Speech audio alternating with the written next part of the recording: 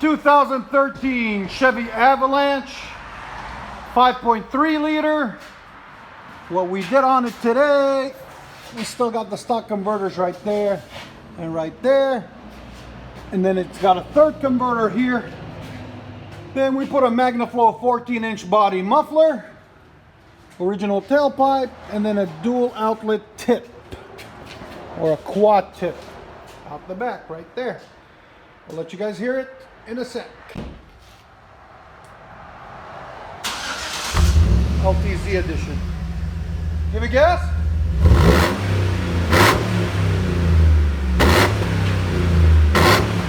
Oh, good. Back it up.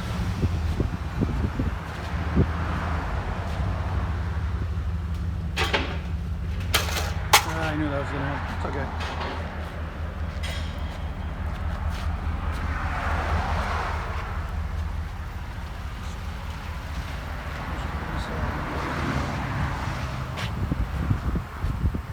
Chevy Avalanche.